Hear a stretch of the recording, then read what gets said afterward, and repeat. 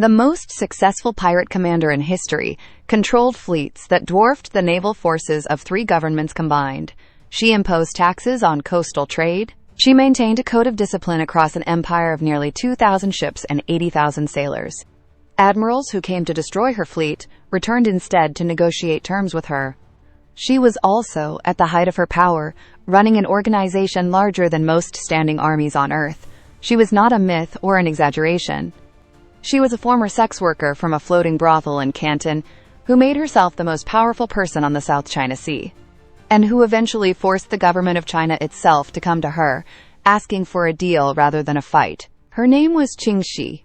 Most people have never heard it. The pirates she commanded did not forget it.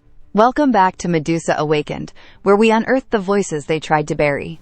She was born around 1775 in Guangdong province in southern China, and almost nothing is known about her early life, which is precisely what you would expect from the historical record regarding a poor woman in 18th century China. The record simply did not bother. She worked on a floating brothel, a type of establishment common to the Pearl River and the harbors of Canton. And it was there that Cheng I, one of the most formidable pirate commanders of the era, encountered her and proposed marriage. She negotiated the terms herself. She demanded equal shares of his fleet and his profits as a condition of the arrangement. He agreed. Whether every detail of this account is precisely accurate, or whether it represents the kind of retroactive legend that powerful women accumulate around their origins, it captures something essential about who she was, a person who understood from the beginning that power is a negotiation, and that the person who sets the terms is the person who wins. She entered a world that had every reason to discard her, and emerged from it in a position of absolute authority. The sources for everything in this documentary are in the pinned comment below. Cheng I died in 1807.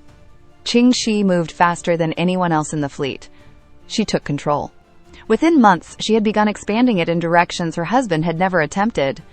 More vessels, more sailors, more coastline under tribute. Villages that had never heard of the Red Flag Fleet were learning its name. Coastal towns made a calculation that most of them reached quickly. It was simpler to pay her commanders than to appeal to a government that could not protect them. The money flowed to her. The authority flowed with it.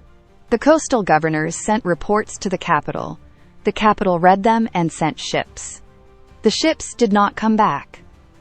The fleet she inherited was already feared along every coast it had reached. The fleet she was building was something beyond that.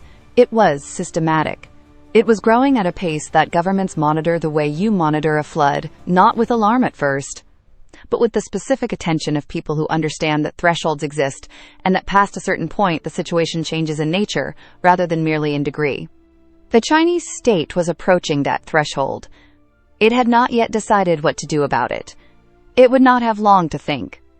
At its peak, the confederation she commanded comprised nearly 2,000 vessels and somewhere between 40 and 80,000 men, operating under a code of rules she had written and enforced.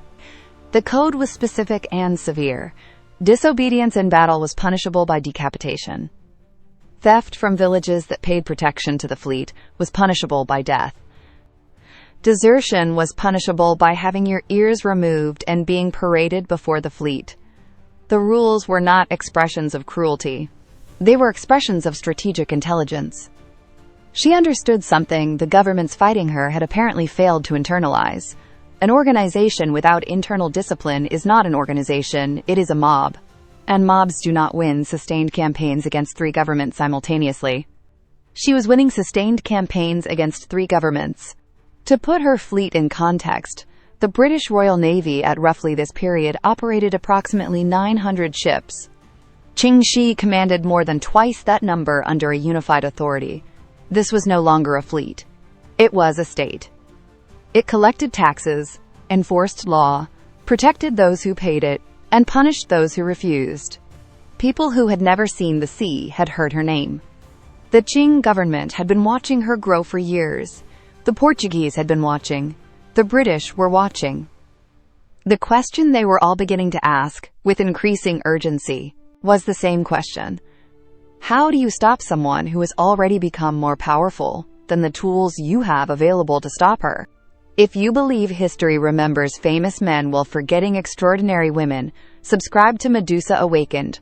We unearth the people history tried to erase. The Qing government of China sent a fleet to stop her. It failed. The Portuguese sent warships from Macau. They were captured or destroyed. The British East India Company assessed the situation and concluded that engagement was not worth the risk. Coastal villages paid tribute to her fleet, rather than to the imperial tax collectors who should have been collecting it. Coastal merchants negotiated safe passage with her commanders rather than with imperial officials. She had not merely raided the coast. She had replaced the government's functional authority across an entire maritime region in the way that actually matters, not the authority written in law, but the authority that determines who gets paid and who gets protection and who gets to pass through without loss. The government had one remaining option. In 1810, it offered her terms. Ching Shih negotiated her retirement from piracy and received full pardons for herself and most of her fleet, the right to keep the wealth she had accumulated, and permission for her commanders to integrate into the imperial military with their existing ranks. The terms she accepted were better than most victors receive. She had arrived with nothing and left with everything. She had not lost the war. She concluded it when she was ready, on conditions of her own design.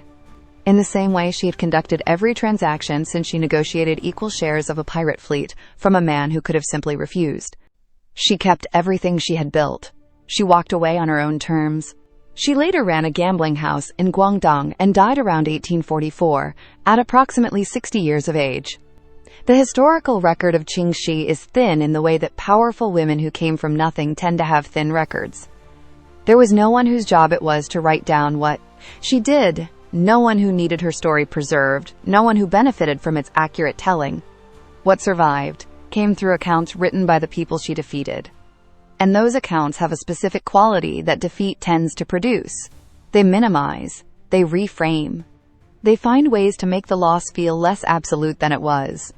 But what she actually did is visible in the shape of those accounts anyway, in the weight of the concessions the government accepted, in the sheer scale of what three coordinated powers could not stop. She built the largest pirate empire in recorded history from a floating brothel on the Pearl River. She ran it for years with a discipline that made it more coherent than the military forces sent against her.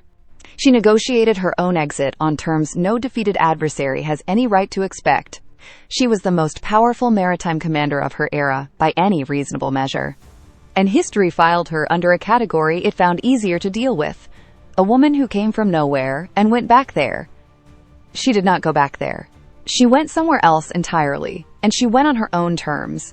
And the governments that spent years trying to remove her never found a way to make her leave until she decided to. 3 governments tried to stop her. They all failed. She stopped herself on her own terms.